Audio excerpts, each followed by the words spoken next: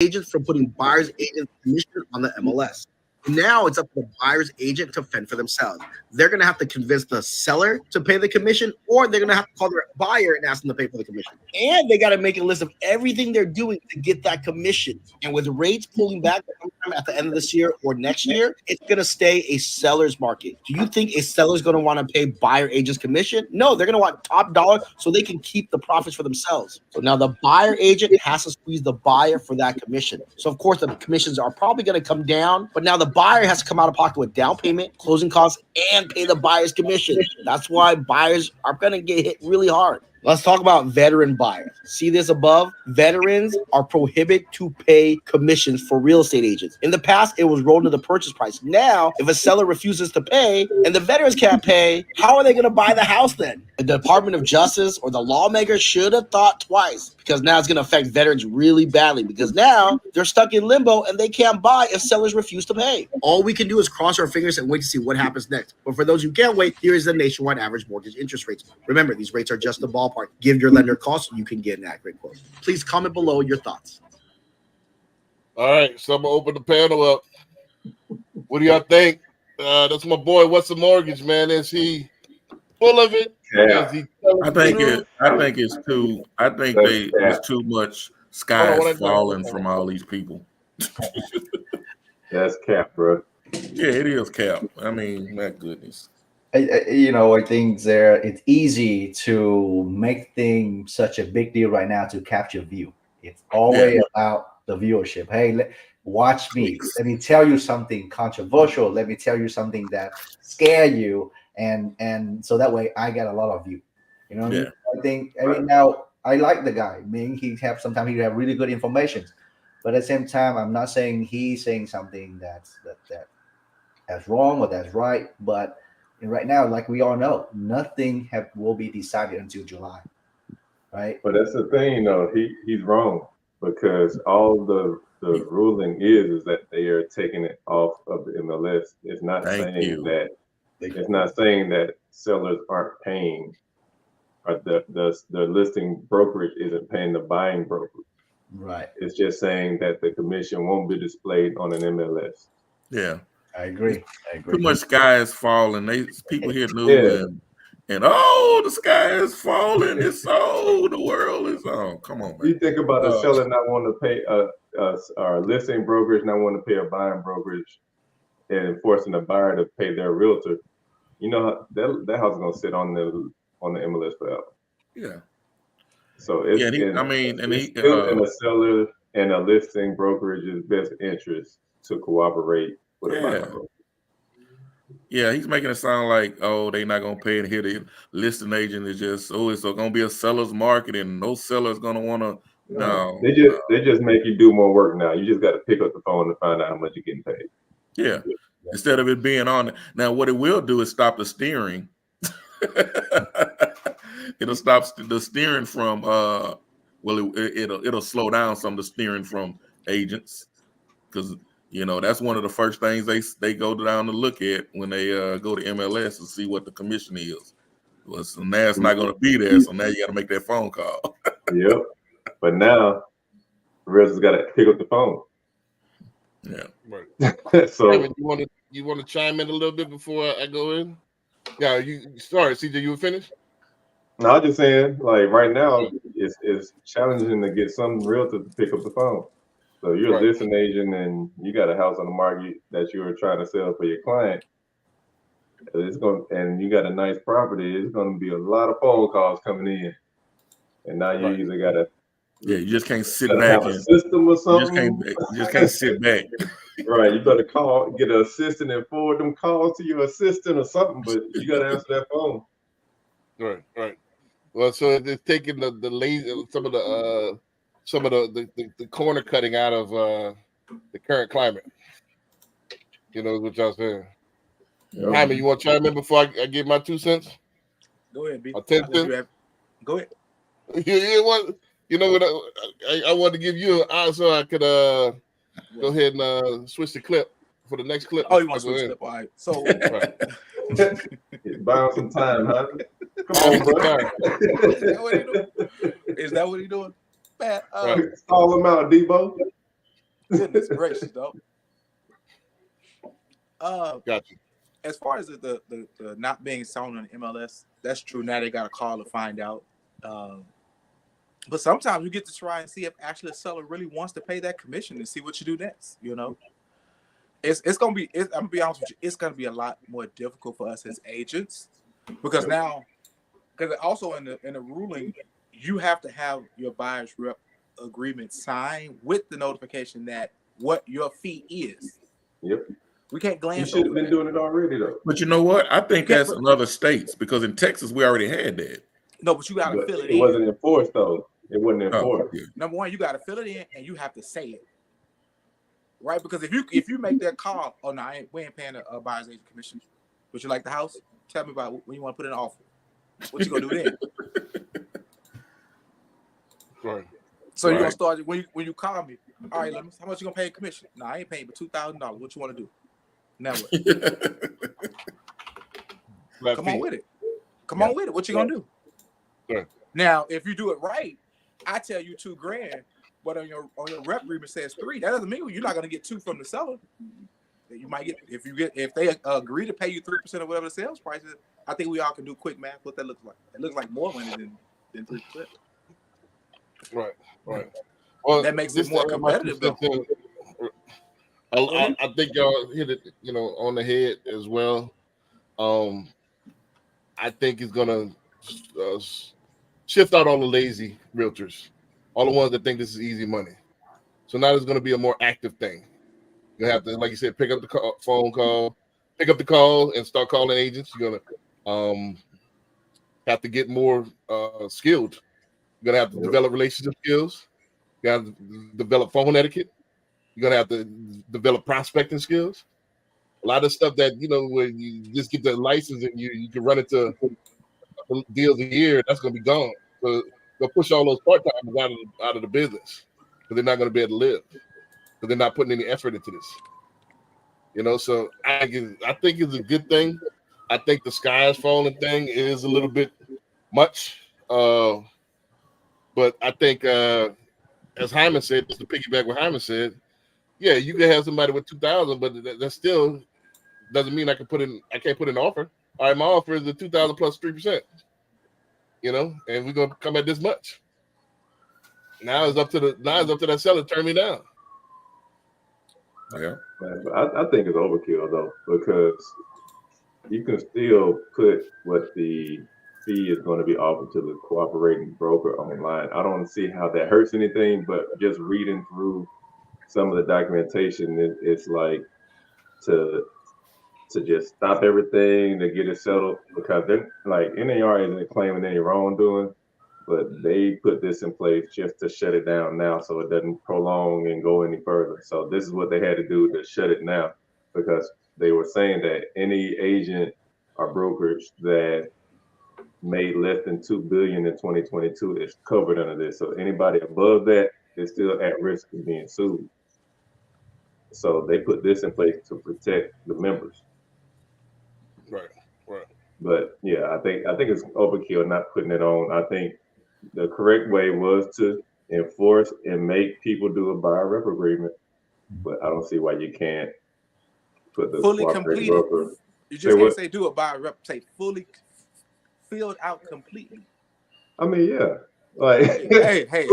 you can't halfway do a document, bro. It got to be. Hey. You can't put all the NA way in the through. empty blank. You can't put NA what your compensation is if the seller doesn't pay you. You can't put Yeah. NA right there. But, Oh, yeah. I heard there are some brokerages that even though you're 1099 and self-employed, they still required a certain number on that listing agreement. So you couldn't, if you wanted to, Yes. negotiate more or less, it had to be approved before you could even proceed. Yeah, there are some So I brokers think that did that. Yeah.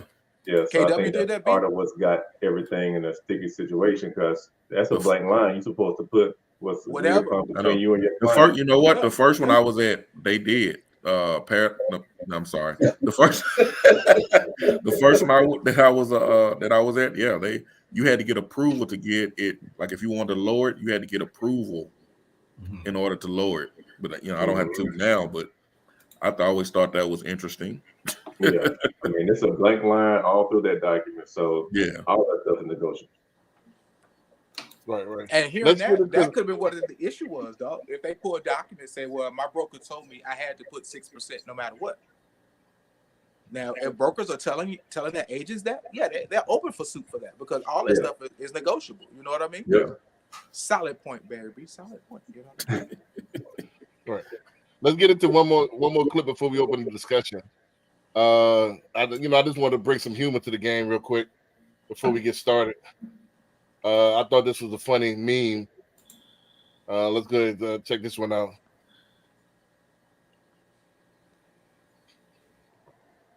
And you were only going to pay me 30? You're getting 30 grand? I'm getting 1,000. You guys are getting paid? You are making $500,000 and you were only going to pay me 30? You're getting 30 grand? I'm getting 1,000. You guys are getting paid? Explain. You are making. So another size falling meme, but a lot of people are looking at it like this right now, so I'm kind of glad. I mean, I want some of these buyers agents that want the bottom feeders, I want them to get out of the game. I want some of the bottom feeders out of here because it just from a distance, a lot of people can't tell the difference between professionals and part-timers and Right. The bottom feeders, because I think the bottom feeders are going to do this. They're going to drive the price down. They're going to automatically default because they have no skill. They're going to automatically default. I'll do it for 1%, or I'll just do it for a flat fee. So I think they automatically going to default to the least amount of resistance, and they're going to drive the price down. I mean, but once these clients find out they're getting burned because these people don't know what they're doing, then they're gonna come back around because it's up to us to show our value. Right. It's almost 200 different things that a agent has to do to make sure your client gets to the closing table. Right. It's 200. It's like 189, I think, something like that. I'll be trying to think about what is it though. I've done it so long, you just can't keep This is keep the counting thing. all of them. So this you don't is why I educate like your client on what you offer because they think you just showing the house and that's it. That's the easy part. They think that's all you doing. Yep. Right. Well, that's why I invited Fung on the panel, because he knows that what's going to happen is that a lot of people are deterred from getting buyer's agents. They're going to start leaning on the loan officers, and they're going to start asking us a lot of these questions. Well, who should I do? How should I do this? How should I do that? And how much should I come in at? So they're going to start leaning on us. Right. Y'all can't run up. Right. We can't run comps. So I can run comps as a dual agent. We're going to get, Fung and I are going to get into that. Both of us are dual agents, but I think, and I want to open this up to later on in the discussion, where I think we're the future. Because where you need, we're hybrids to where you can have all in one shop, so I think we're the future, but I won't get into that later. But with regular loan officers, I think it's going to be dangerous because you walk in that fine line, and they're going to try to, they're going to want professional help, but they some of them can't pay for it. And that's we always run into a situation where people don't know where their land is, right? And then all of a sudden now we sudden individuals try to prove that they are the professional and start saying things that they're not supposed to say and cross over a certain lane, and that's become very toxic or dangerous to the consumers. Well, I mean, I know somewhat, but I can't say, oh, you should offer this and you should offer that, or here's a strategy you should coming in. I mean, but that's what might happen. Like Brandon mentions, is when people start asking loan officers those kind of buying agent questions supposed to answer, some of them don't know where the limits is, and that's when open up a can of worms with all these advice that's not supposed to be given out. Right. Cross start blurred, the lines start blurring. So I think the best thing is to become a RLO or reload, whatever they go to call real estate, get both licenses. That way you can be flexible on both, so, and that way I think that'll get you more clients. Because like I said, a lot of people are, this depends on your clientele. Some of them can't afford let's say let's go down this wormhole. As far as you got something that's 2% flat, and they can't afford that extra percent, and we negotiated, and they can't afford it. So what do you do then? Right. I got a solution for you. Here's what you do. What was that? You go to the listing agent, because the listing agent still has a fiduciary responsibility. Mm-hmm. You know what I mean? And who's to say? Well, I've done it many times, no offense, but I've represented both sides of a transaction. Right? Just keep it simple. This is the amount. This is what they want to offer. No, they don't want to do this. That's what they want to do. They still get representation. They still get the house. Intermediary is going to be very popular for those who understand how to do it. Yeah. Mm-hmm. Yeah, but I mean, you definitely have to go back to that listing agent and say, and then one thing that I did see is that something that we might start seeing under seller concessions. That seller concessions is what they're going to be using it for. That is very true. Very true. Well, give me $7,000 on concession. All right. Yeah. But the $7,000 goes to pays the buyer's agent. This is one thing that they added to is that they're taking the commission out of the MLS, but they're allowing the seller to list if they're doing a buyer concession on it. Yeah. I think on the contract, there's a section where they put how much they can pay for the buying agent. So that doesn't really have to go into the seller concession and eat up that, closing cost assisted to the buyers. So I think. Yeah, on that last page. Yeah. Yeah.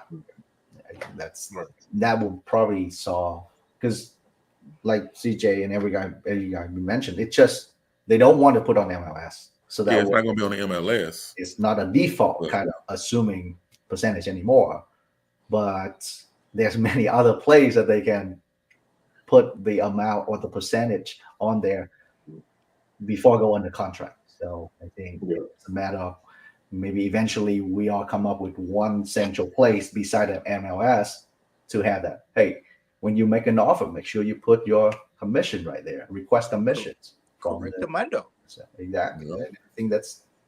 But see, as an agent, as an agent, they don't understand how to do that. So they have to go back to the drawing table. So, okay, from now on, your commission has to be negotiated with this deal. Yeah. That's all. And if you can't do that, or you're not comfortable doing that, okay, you got to go learn how to do that. And some brokerages don't really teach that. Exactly. Right. Well, and also with you got to think about too. All right, the cooperating brokerage percentage or whatever the listing brokerage want to pay the cooperating broker, it's not listed. So once you determine that, are you going to show that house before you get an ABB, the agreement between brokers? It's up to you.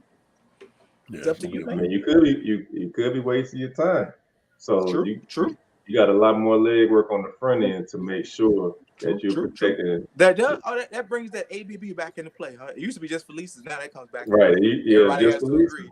Yeah. So for the people that are watching that aren't realtors, there's a document called Agreement Between Brokers that shows, all right, this is the listing brokers, this is what they're paying the cooperating broker. And we use it on leases most of the time. We never really used it on purchasing because it was in the MLS. Right. But in order to make sure you get paid, you're going to have that document signed by the listing brokerage and your broker. And I recommend doing it before showing the house.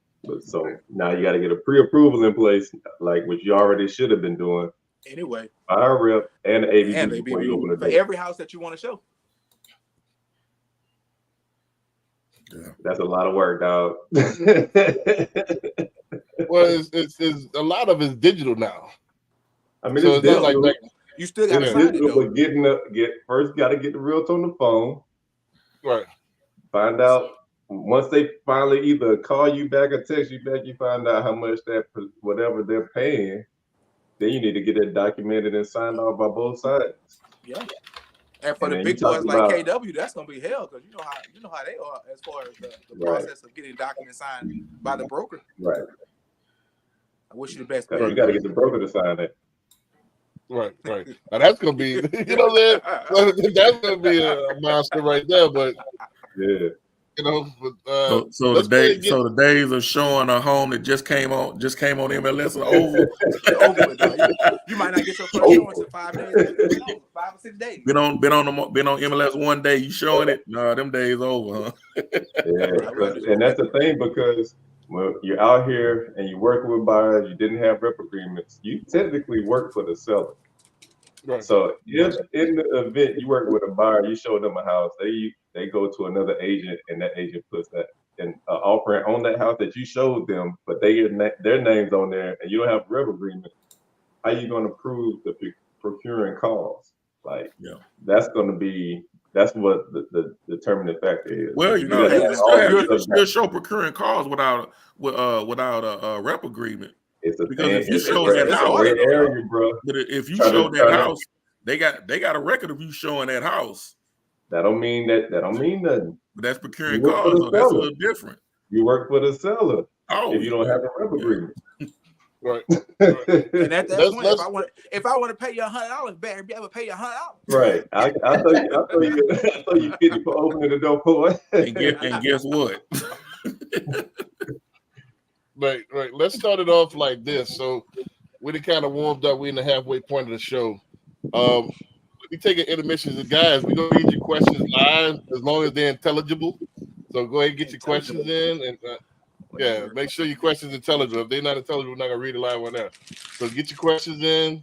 Any comments that you want us to read on air, go ahead and hit us up right now. Also, like and subscribe. If you got any friends that might be interested in real estate or just in a real estate business that need to hear this conversation, man, go ahead and share this video. So we're gonna go ahead and get our discussion portion up right now. I got 3 questions, for you guys, the panel, and we're gonna go ahead in a round robin fashion and go ahead and answer this.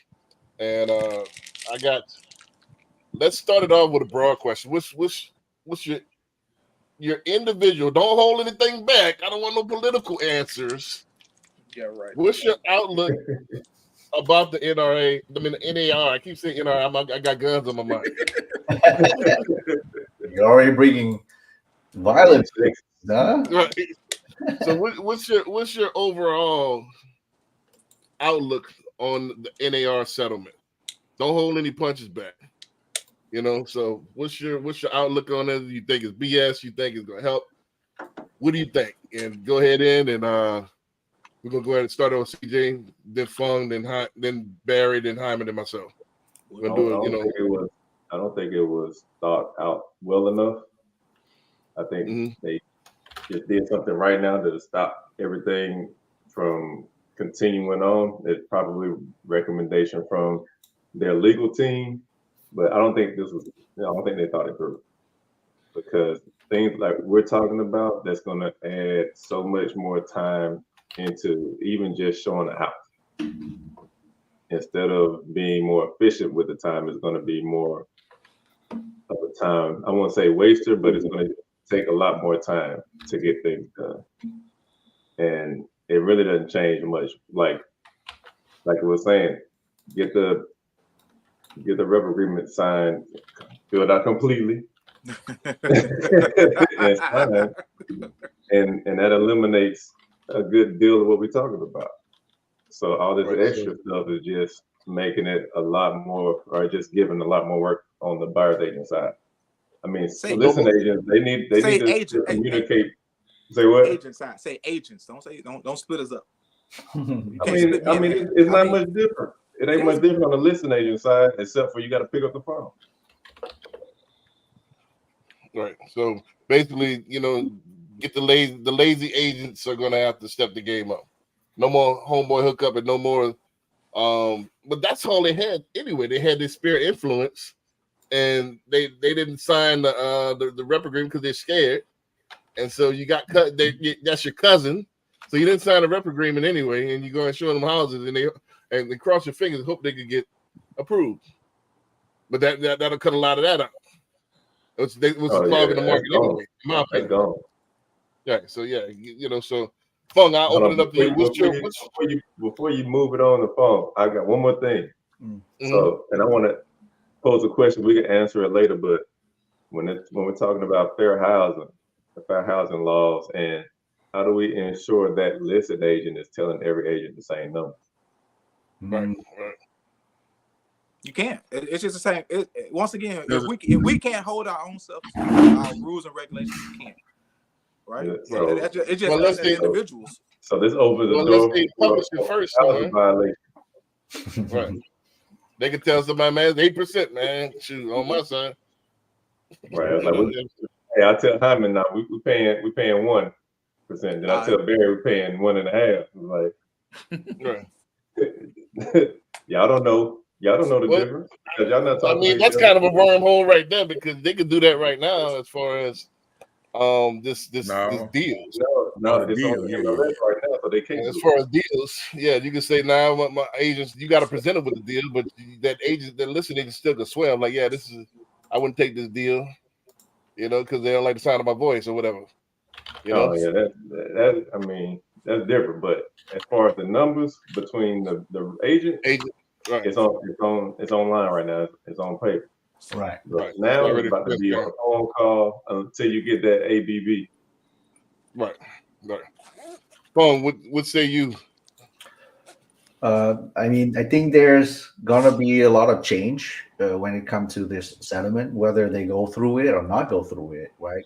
It has been brought up to the attention, and seem like most likely a lot of real estate broker that I talked to already kind of preparing for the decision to go through with the removing from the MLS, which as many of you guys already talked about, it's kind of bringing a good news where it put pressure on doing your job as a buying agent.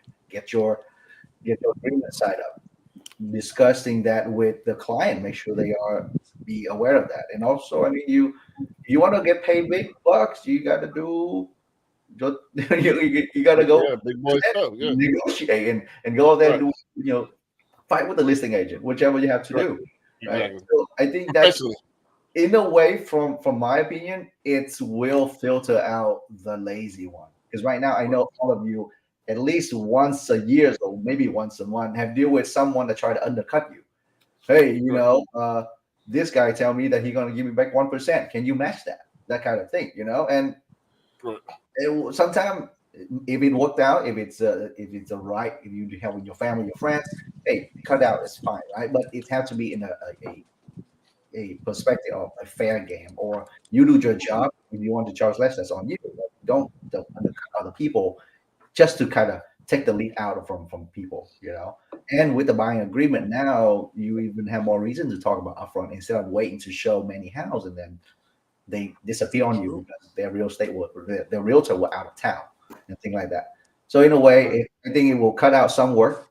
But of course, one of the problem bring up is, okay, how do we keep track of which commissions percentage that the listing agent tell home, right? So it bring back to, if not MLS, where else that number will go? You can't just wait until making an offer to have that percentage. So yes, that's a slippery slope right there. And I mean, that's a very good point, CJ. I appreciate you bring that up. And yeah, I got a theory too. I'll talk about it later. Well, let's go through before we, But but anything, with as a loan officer here, we always want to make sure that our trusted partners are well protected, and also we'll come up with a different way and strategy to make sure the buyers know who to work with and understand the important have a representative, because it doesn't matter which loan program you go through. Once you want to make an offer now or go check out making some kind of negotiation, buyer is not an expert in negotiations. Maybe some that they're gonna get railroaded, right? And we, a loan officer, we not equipped enough to negotiate on the behalf of the pricings and running all that stuff. So buying agents still need it. And I mean, that some listing or someone out there, some seller out there, still try to undercut and trick the buyer into a very shitty situation, right? When they go into contract. So someone need to be protecting these buyers. Right. Barry, what you got? Okay. The real. Tell us the real, man. Tell us the real. And what I mean, number one, what are settlements? Settlements are to stop the bleeding. and I think that was the main thing. Because was it how many months ago was it when they when they got the ruled against them? And it was all over the news. That was less than 6 months ago. It was about 6 months ago. So now what happens when people make settlements? It goes away. So so the public won't get all this, because if you look at it, people that's talking about this mostly are the realtors. Right. I wonder if people in the public actually know really what's going on with this. Well, it's going to affect them anyway, because like I said, I mean, I'm not saying it's not going to affect them. Yeah. I'm just saying they don't even know about this. Right. They're going to know, because eventually, got this money, you got to pay my fee. So. And as far as NAR, I think I said last week that I'd read that it was some agents trying to come up with their own realtor organization. So and that's probably one thing too, that because I've seen a lot of people say NAR, why we paying these dues? Right. So I think they trying to save themselves too, because they might go away soon. If you take it, because if you start taking this stuff off the MLS and put it on Zillow, there's no need for NAR anymore. Or realtor.com, if there's one quote unquote mass MLS that everybody can see. Right. Now what I did see that as far as the buyers, those FHAs and low income buyers is going, that's going to hurt them the most. Right. And so you're going to have to get creative on how you do this. Like you say, you're going to have to, and you don't know if the listing agent is telling you the truth or not. Well, not the truth, but if he's telling you one thing and somebody else something else. Right. And then he made a good point too about the VA loan. Right. What's going to happen then with those VA loans? Right. We'll talk about VA in a second. So I think it was they're trying to stop the bleeding and trying to get this out of the public eye right quick. And so it's going to be interesting to see if Trek starts come up with some new documents. And how soon it's going, because it's ruling it was if it gets approved, it's going to be in July. We might see new documents in July. Oh yeah. I'm pretty sure Trek has their lawyers already working on new documents. Right. Hyman, what you got? I agree, man. They're just trying. Of course, you gotta stop the bleeding, like B says. Also, it's also kind of to protect us, because we already know our NAR fees is going to probably go up to about $160 to $180 to offset that 418 million. It's coming from somewhere. It's coming out of our pockets as realtors, period. Right. So in that retrospect, okay, we stop it right here. If we have to do an increase, we have a reason, and we can always tell our members, hey, we settled it early, so it wouldn't go off into the billions. It is going to be a little extra bump over the next 4 years. This is what the new number is going to be. So that's why you get the agents thinking about creating their own quote unquote service or membership, whatever. As far as the effect on us as agents individually, they're going to all our documentation and all our procedures are fluid. It constantly changes. We've had 3 or 4 seller disclosures. We've had, during my time as being a realtor, we've had three 1-to-4 contracts come through, right? And I expect that to change as things continue to go on. So if you first and foremost, you got to stop the bleeding, save some money, go back in, redo all our documents. So now they're going to redo our contracts. They're going to redo the ABA and the buyer's rep agreement. That's probably going to get merged now to explain what that number looks like. That makes sense to do so. Also, they're going to come back in and they're going to have to retrain everybody as far as how to talk about compensation with different buyers. Next thing, legislation is going to come towards the loaners. If the buying market drastically decrease like what everybody thinks it's going to do, eventually the government's going to step in and find some more money to offset that cost. Right. Appreciate that. Shameless plug. That's why I love Frenchies, man. He ain't barked the whole time, man. You know what I'm saying? Frenchies don't bark, man. So I How love do they these communicate dogs. if they don't bark? Sign language. Nah, man, they make facial expressions, stuff like that, but they don't bark at all, man. They make As you facial can see. expressions to each other, so they can just. Yeah, they communicate non-verbally. You know, so that's what I love about it. But let me chime my 2 cents in before we go to the second question, man. I think y'all hit it on the head as far as the stop the bleed. I think they had to do something. I think whoever their lawyers are, I think they did a bad job as far as I think the premise is flawed. I think what they did in reaction to it is flawed. I think this is stupid. It should be un-American to, if I negotiate for something and I choose to, and we talked about this before, I choose to do whatever I want. If I want to distribute half of it to the buyer's agent, I should be able to do that because I negotiated up front. So how can you turn back around and we got to sign a contract and say, I think I paid too much? You agreed to it, you know, and I'm gonna stand on that. That's dumb, you know, and it's still this judgment or the way you're trying to go about it by rectifying it or changing the situation doesn't address the situation, because as a buyer's agent, I still could go in there and negotiate on the back end how much as a seller you're going to pay. It's still negotiating. Instead of up front, you negotiate in the back end. So all you did was add work to, you know, everybody, which is fine. I'm all about the work. I'm all about, you know, shifting everybody out, but I think the way they did it, it doesn't solve the issue of what they were trying to solve. You know, and it really is not an issue. That's my premise to it, and just to answer some of the other questions as far as to get creative and stuff like that. I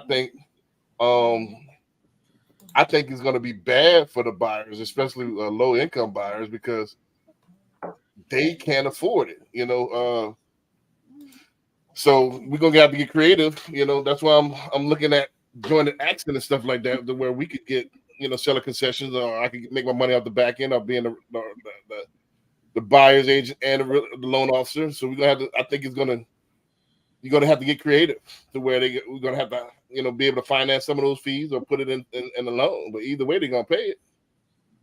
You know, or you're gonna get to where I think the natural reaction, and correct me if I'm wrong, people are cheap. You got certain people who pay for what they want. The majority won't. Let's be honest. So they're gonna try to get it as cheap as possible. So you're gonna emerge the flat fee people, the concierge people, the people that just wanna the bare minimalists, and you're gonna get what you pay for. You're gonna get railroaded.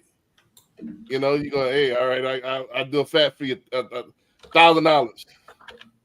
You know. How can you make profit on $1,000 when you got to pay tax on it and all that? So all I'm gonna do is that you pretty much got a door open. Man, I heard talks about like even doing like lawyers doing charge retainer. Right, retainer fee and stuff.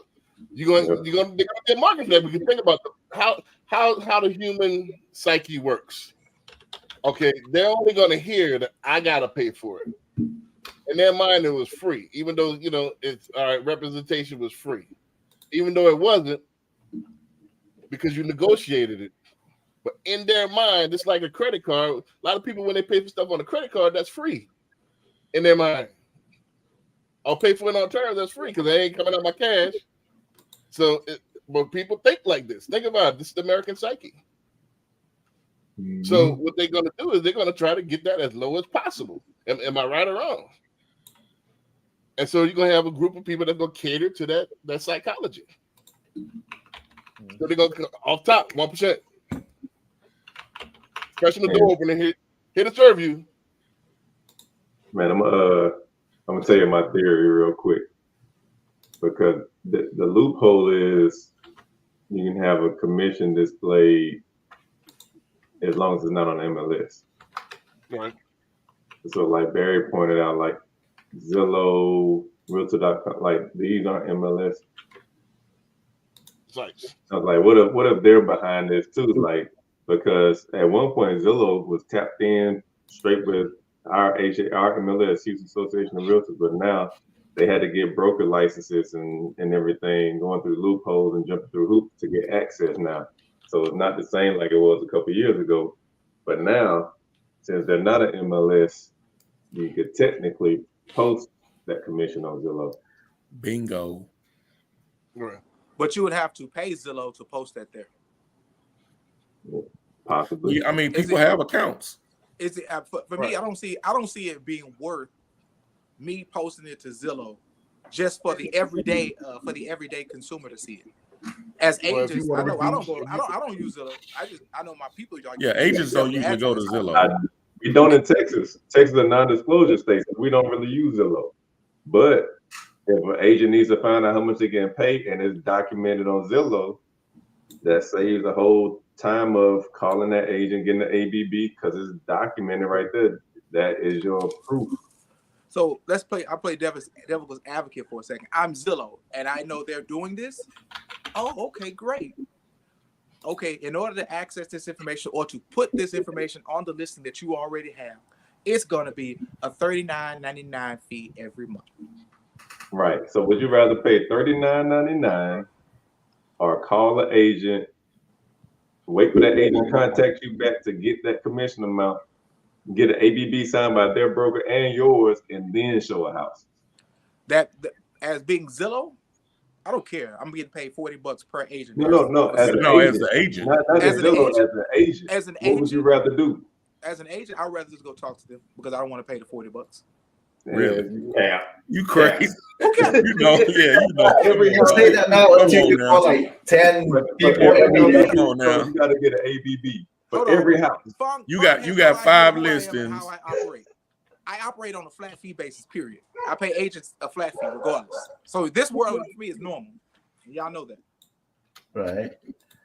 This world You for me ain't is very normal. calling and get no ABB for every house that you show right now. For every, oh well, And for then, every like house it's- hold on. Let's if you're gonna preface it to me, if it's one of my investors, it's up front. Hey, if they don't pay a commission, you paying me $5,000 up front. You okay with that? Yeah. All right, let's go. I don't care if they offer me a commission when I talk to them. Y'all offering a commission on this one? No. All right, cool. Yes. Okay. What is it? Okay, great. It doesn't matter to me because I already have my amount of money that I know I'm gonna make regardless. Right. But the fact of going to Zillow to do that, I don't see there's a benefit there. I don't That's see. a time saver, dog. I don't see that. How Like, many- now, I mean, you got investors. Investors is like your. It's a total different animal. So Yeah, it's a Right. totally different Totally one. different. Totally So different traditional animal. buyers, if you got a Traditional buyer. traditional buyer and they want to look at 5 houses in this certain area and they got That's how 5 I'm different looking at it, listing man. agents. Talking about- That's 5 different phone calls, 5 different people you got to wait to call you back, 5 different ABBs that you got to wait for their broker and your broker to sign, and then go show the house. It's gone by then, player. Right. It's a Man, Humble had something to say, man. He said, man, what your dog problem is, man? You know, Your dog problem is he want to say something can't. I don't. Vocals got messed up somewhere. you know, all that noise, man. He said, pipe down. You know, but no, I really think that MLS with NAR is gonna be gone, and it's gonna be eventually gone. It's gonna be a nationwide MLS. right. Well, I like that. I like that idea. That'd be nice. I'll pay extra for a nationwide. Because understand, the same people that's running Zillow are the same people that put all these travel agents out of business with Expedia and Priceline. These are the same people. Right. Or we could go to a simple fact like they do in Arizona. Arizona is a set commission base. Is it? No matter what, yeah, it's 5% no matter what, and everybody it's just across the board. Right. No less. The Okay. problem Okay. is that the national settlement was they don't want you to. They're trying to tell you what you could do with your 5%. That's the issue. Well, That's the issue. in that situation, that agent messed that up. That agent was supposed to talk to them and tell them what was what, right? At Yes, the end sir. of the day, the buck starts and stops with us. If we're Yeah, not right. talking effectively to the buyer or seller, Right. that's with us. And so we And they brought got that the lawsuit on whole ourselves. the whole thing was wires crossed.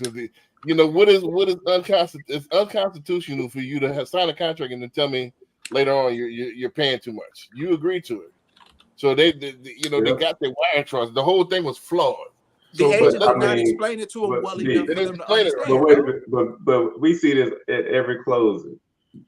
Ain't nobody reading these documents. Right. But I disagree with that because as a seller, you always want to know how much your bottom line is. Yeah. You know, you do a net, every and we do a seller- net sheet.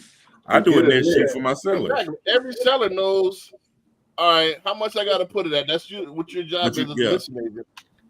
How much I got to put it at for me to net this. And they understand that, you know, this is part of the commission. And how I choose to spend that commission, whether it's marketing, you know, commission sharing, whatever, that's what I need to do to get your house sold. And you can either say yay or nay. Is nobody's putting a gun to your head. So the whole thing was flawed from the get-go. Yep. So it's a flaw on top of a flaw. So let's get to Right. the second question. I know we're running out of time. I know we. And I got a comment on my Facebook that I'm gonna read after this. Read Right. it. Read it. So how will the future look for buyers agents? So let's go ahead and open that up, and you know you can put that in there as well. So CJ, you up? How will the future look for? So going for 2024 on. And if you're a professional, nothing's changing. You just got a little more work to do. There you go. That's it. Sure. Ain't nothing changing. Mhm. If Bronco, you're on the Greenwood commercial Realty side, has you spoken. be doing this anyway. I think you overly optimistic, but I say about you know what I'm saying? Hey, I say my said, comments I said if you're a professional. I said it right. ain't. No. I'm gonna tell you why. But fun, go ahead.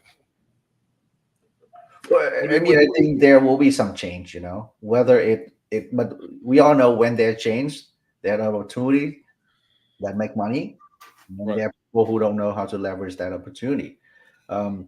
I kind of have to agree with Brandon there that we can't say that, oh, nothing will happen, nothing will change. You know, there is something coming, and it does affect a lot of people, but whether it affect negatively or positively, it really depends on your skill set, your goals, and your professionalism. And I think you should have to leverage that to grow, no matter what. Yeah. Right. Exactly. Barry, what you got? Yeah, I think it'll I mean, it will definitely put well, like you say, the professionals, they're gonna have to just make sure they be on there, you know, they dot their I's and cross their T's. But I also think it's gonna be more more of them are gonna go to the listing side.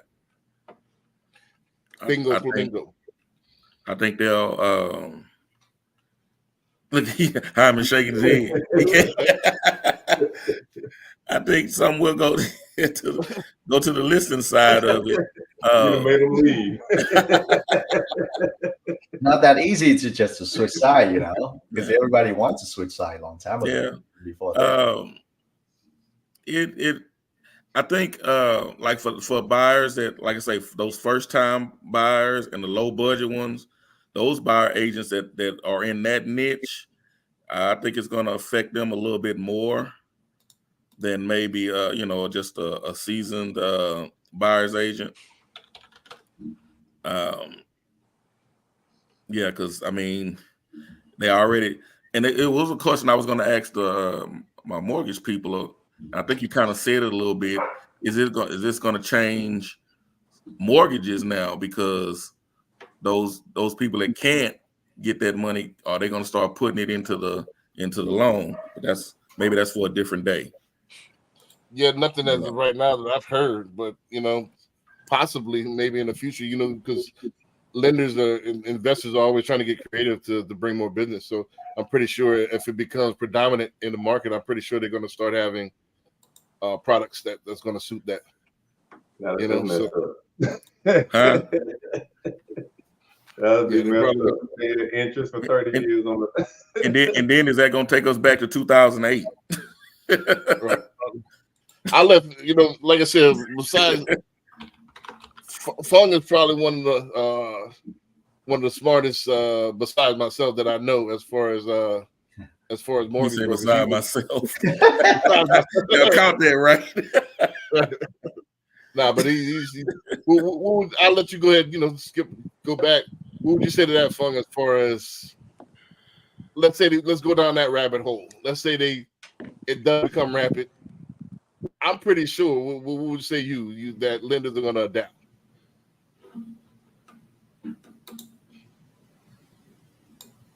Did he freeze? Fung, can you Oh, he can freeze? hear you.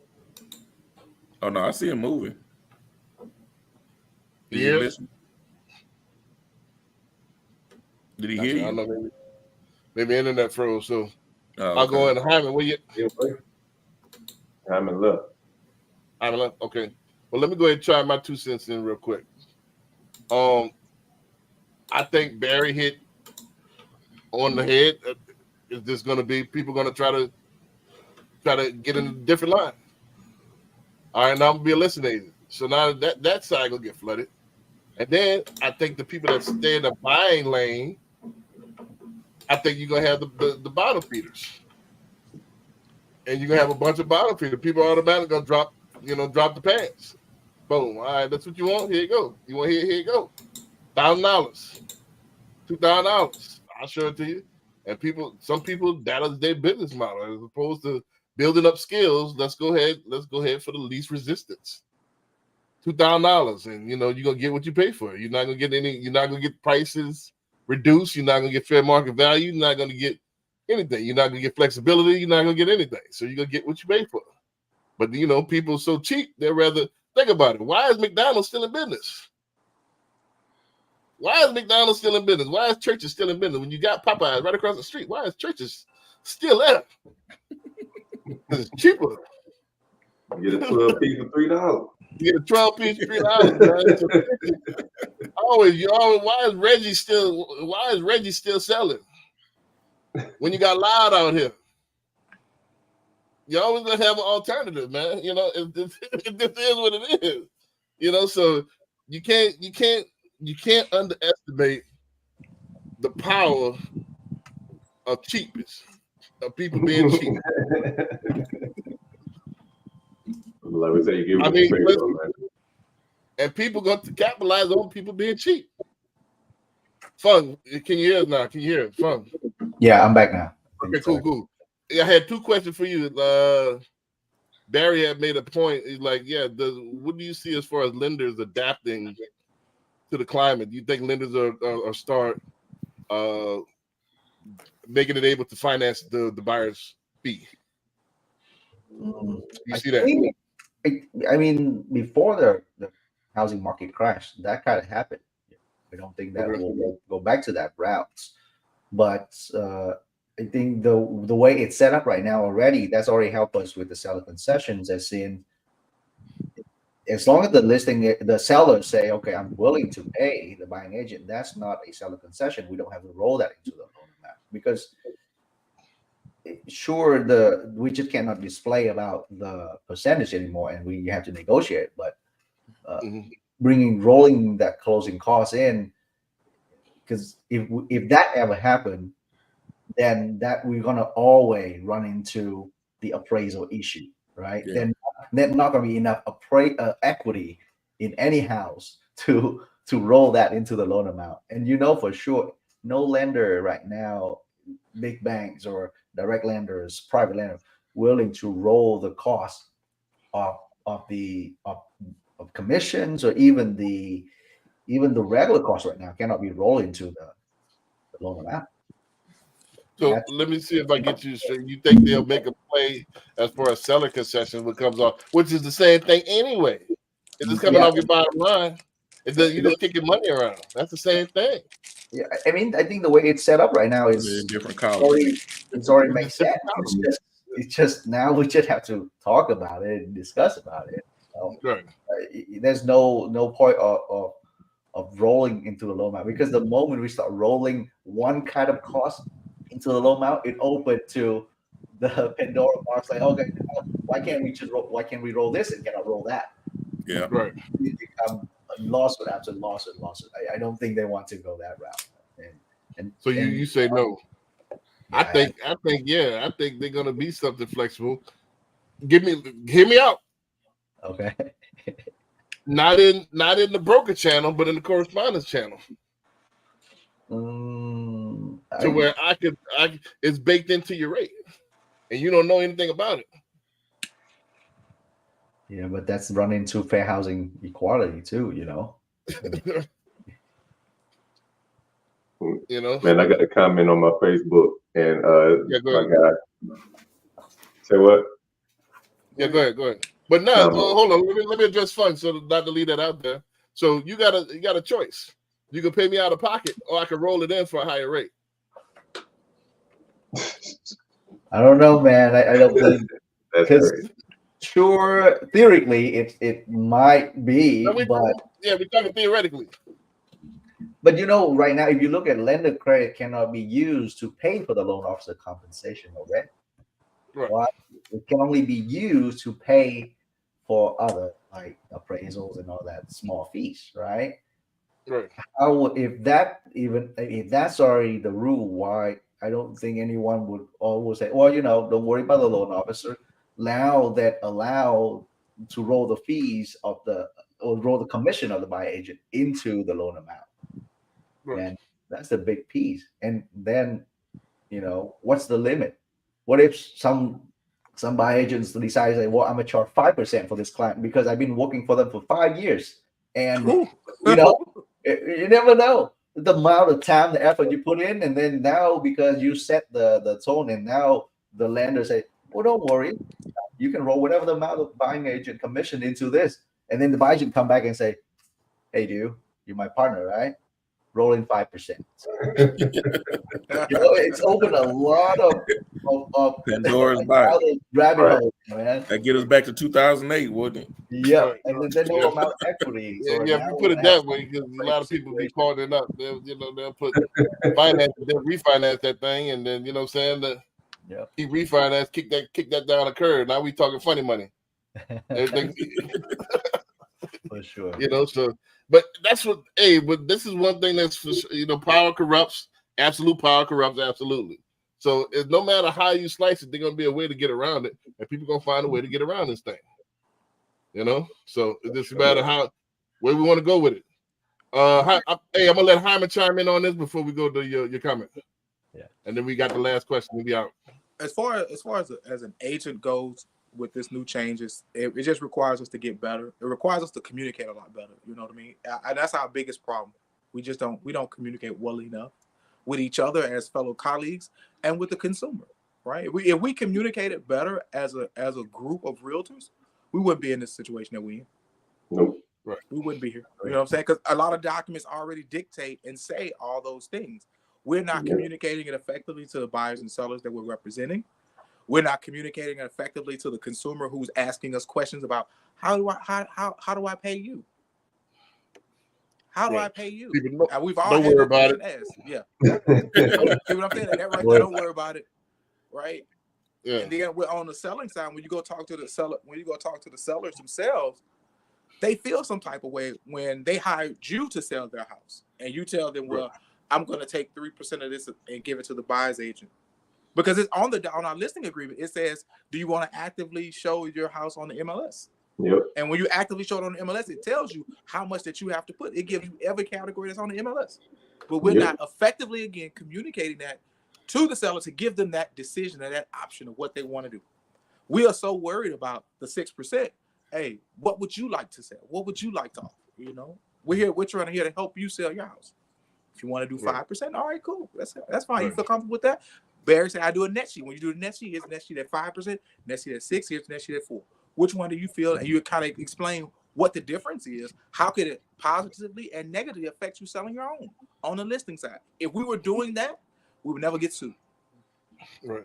Well, we so worried about losing the client, losing the deal, you know, because, you know, people got too many choices. So I think the natural you know, the natural purge should happen. I think all of the garbage agents should get out of business. Then we got professionals, and then people could professionally choose, you know, the best of the best from there. But I know that that's blissful thinking. What's going to happen is the bottom feeders going to continue to feed on the bottom. That's what's going to happen. Say, man, all this garbage talk is ridiculous, dog. That's why they created recycling. You know what I'm saying? Once You know that's you're a able to be fact. recycled You know, and people, get done better. You come out like this, you start like this, but you come out like that after training and energy and experience. You become better. but you know that's not the human nature. Why are there 50,000 agents just in Houston alone, and 13% of all of the business is done by only, I mean, all of the business is done by 13% of the agents. Most of the agents, over 80%, ain't doing the damn thing. Right. They only had like one deal last year. We gotta teach them better. We just gotta teach them better, man. Well, you know, a lot of those agent, when they close deal, they put it under the team leader name or the broker name sometimes. So Right. like you have agent how they close a lot of deal, but it's not just for their name because of the agreement they have with that. So sometimes the 13% might be a little bit skewed because of that as well. Right, You have right. like the team out there put everything under what his name, Jimmy Franklin. I mean, but you know, he's not the one Yeah, that they got a game. anything like that. But you know, he's. So But they hey, get that's the way they that get the it's team structured. award for the Sometimes month. Yeah. So Right. real But, you know, quick, that's across industries. Most of the top performers carry the industry. That's in every profession. You know, 80, so 20 rule. But man, I'm gonna go to this comment. Yeah. yeah, go ahead. Paul Perez was saying, in the event that you are a listing agent and you decide to work with a seller that does not want to pay a buyer's agent, and you got a hot listing, and you get 30 buyers that want to see that house, you got to go open that door 30 times. Not guaranteeing an offer. Then once they want to submit an offer, who fills out the paperwork? You as a listing agent, you become Right. an intermediary at that point for Paul. Right. So But you start taking into account, like, all right, there's going to be travel on my part, more paperwork on my part, if you decide to work with a seller that don't want to pay an agent. well, the thing about that, great question, Paul. The thing about that, when you are a realtor and you are the listing agent, you always check that box to where you appoint yourself as an intermediary, which means that you can let anyone in your brokerage actually buy your home. If it's only just you go out and you sell it and you get the whole whatever that you guys agree to, you get all of it.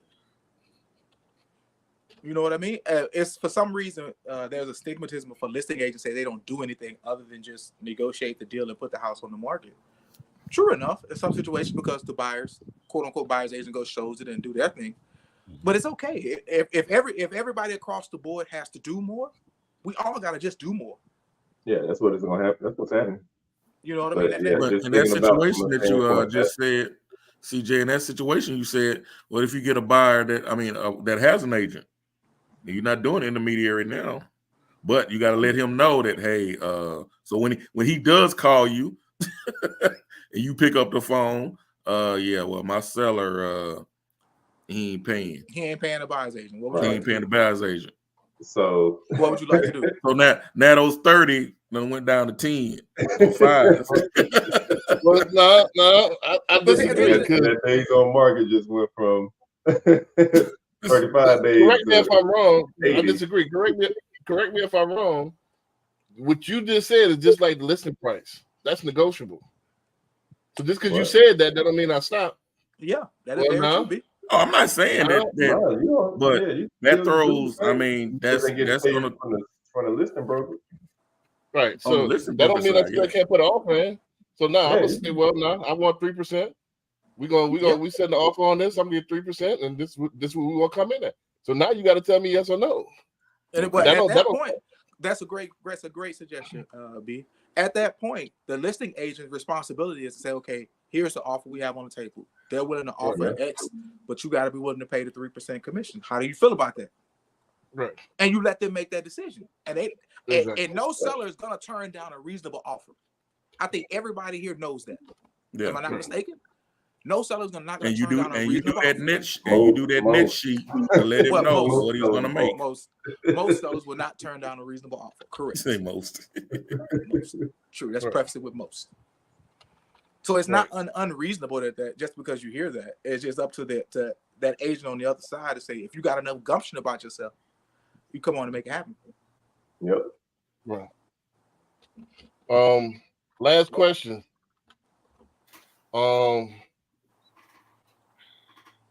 How do you creatively adapt to the new commission structure? So what's some of the ways we can get creative, going forward? Let me preface it because I know y'all gonna say nothing ain't gonna change. Let's put some context on it. Let's say that, let's go down my wormhole. Let's go down my rabbit hole and say that here come the bottom feeders. Now you got the concierge services. You got the minimalists that's just flooding the game, that flat fees. So how do you get creative, and how do you get creative? Creative From as there. what? The listing agent or the buyer's agent? As far as this period, how do you make money? Because most people are gonna be both.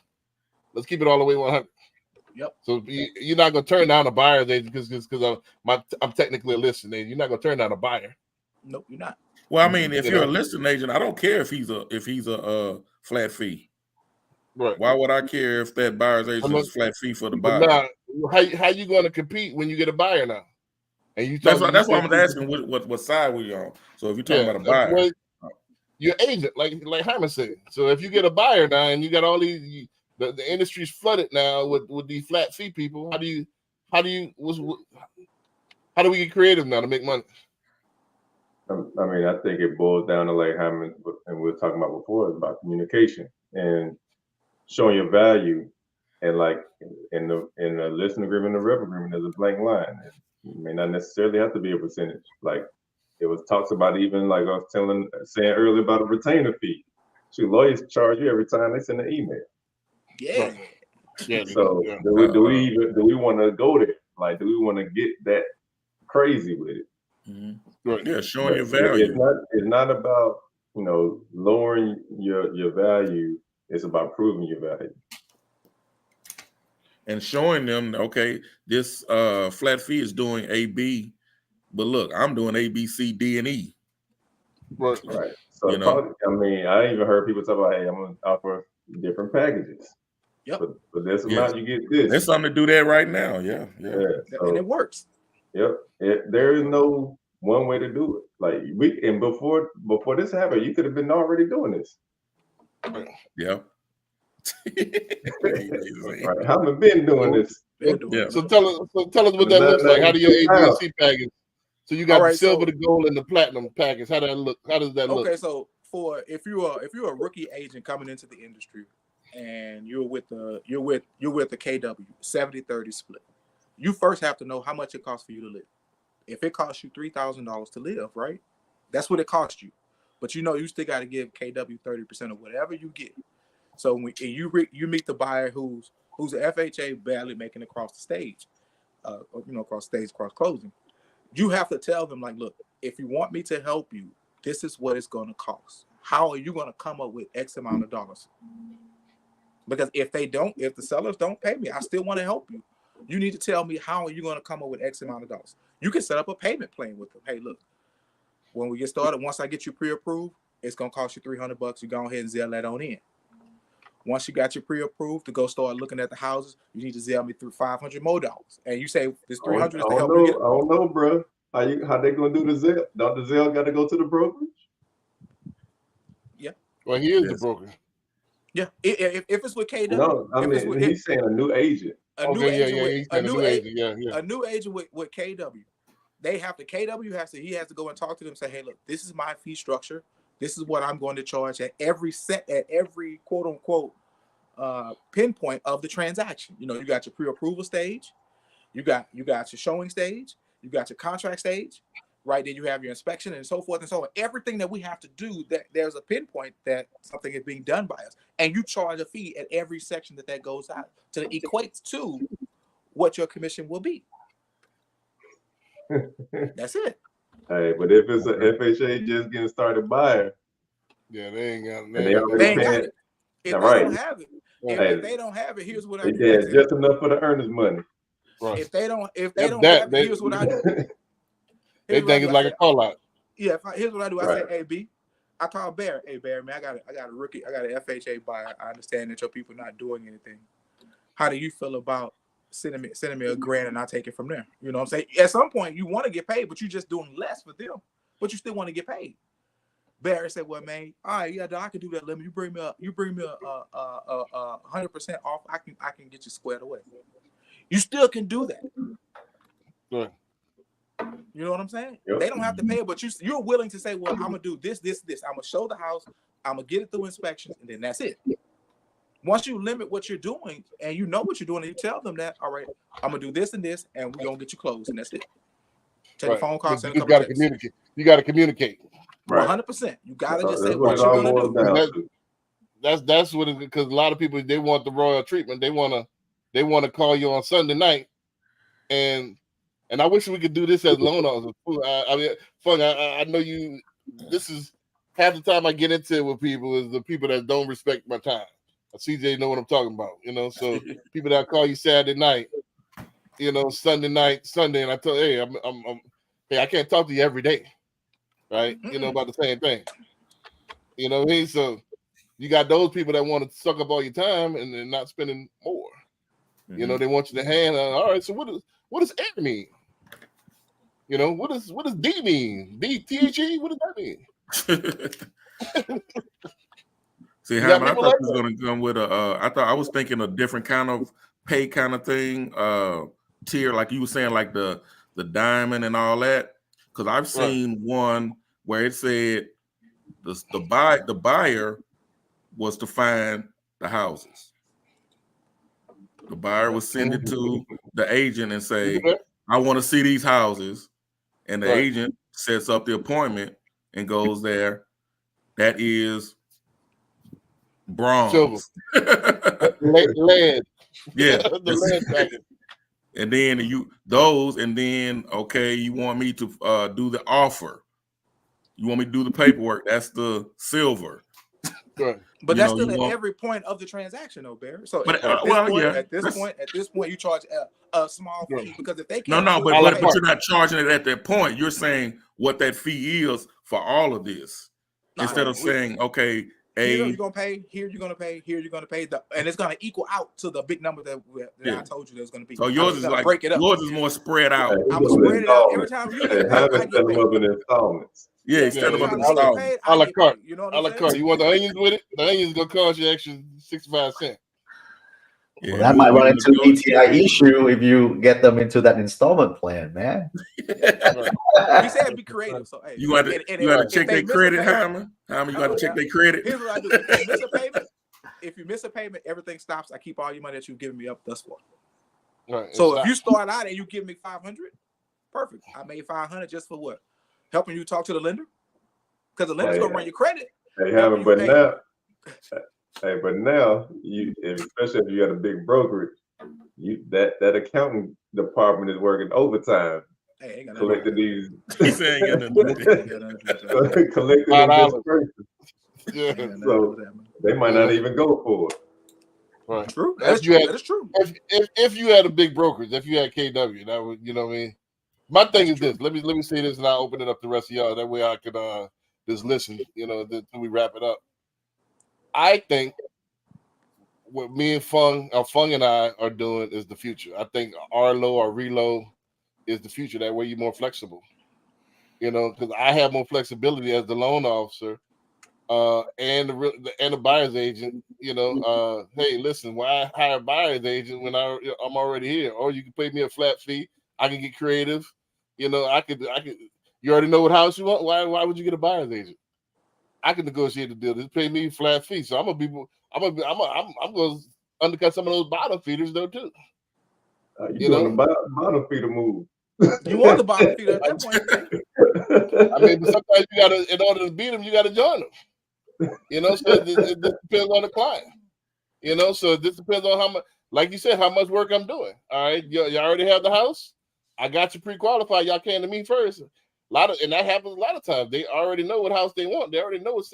All you got to do is write the offer. You know, so all right, it's based on how much work am I doing. So all right, you have no clue. You going to a new area. I gotta be back and forth. It's gonna be a few months. All right, I need my whole 3%. But I'm gonna go ahead and communicate it with you that, hey, here goes the rep agreement. Here goes I'm gonna sign you up for a year. 3% of the seller don't pay me. You're in charge of it. So, I could do. I even told CJ I'm thinking about doing 250 up front. This as like an earnest money thing. Like, just make sure you serious. You get that back at close. That is true. That is very true. Yeah, That's not that's already being done. Yeah, So 250 up front, man. Look, man, make sure you serious. So, but I could always as well, if they have difficulty, communicate with that client, because me as a branch manager, if I go with the Access model, all right, I could, all right, if I can get to a 1.5 here, you could that's within your budget, 1.5, I can make my money on the back end.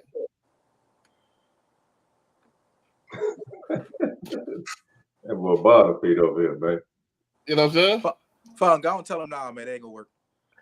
Well, I mean, so as a loan officer, we already have run into a situation where like they come to us, we get them pre-approved. Sometimes we show them what to do to get qualified, and then by the time they go under contract, they start shopping us, and they're like, "By the way, thanks for everything, but now I'm going with someone that I can get cheaper," right? And they might not know if cheaper until down the road.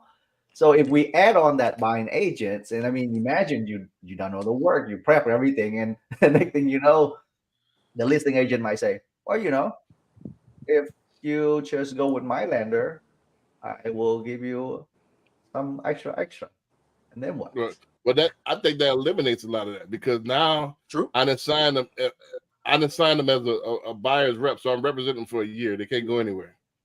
So I'm already buyer's agent. That's just a piece of paper. That buy agent, you get fired. Like, everybody can come say, "Look, I want to terminate that buy agent agreement." Right. Well, most clients are not going to. Once they sign that, let's get all the way real. How often does that happen? I've been doing this almost 8 years, and I've only seen that twice. On the loan side. No. I'm talking as a buyer. I've only seen a buyer's agent get fired twice. Really? Yeah. I mean, yes, but you gotta remember the buyer agent agreement is not like they can terminate it for no reason, right? You as a realtor, sure, it's there to protect you, to do all these liabilities for cover, CYA kind of thing, but that's not a guarantee. Like, I mean, who would, even if, let's say we follow the agreement to the T, and they go with someone else, and then nobody gonna go after them and sue just to get a commission from one. That's bad taste in the brand, right? That's why that buy agreement really have no weight. I disagree. I think it's all. Who's procuring calls if you make it to the closing table? Yeah, you can still got procuring calls. Yeah, that's if you make it to the table. Because I had my first deal that that particular buyer's agent wouldn't let them out of the contract, and it was with Keller Williams, and they had to wait till the contract expired. They wouldn't let them out. Yeah, some buyers are not very easy to be strong arm into things, right? In the end, you meet all kind of different buyers, but some buyers, I mean, in the end, it's all about who is willing to push the issue and might end up damaging their reputations in the long run. I think it's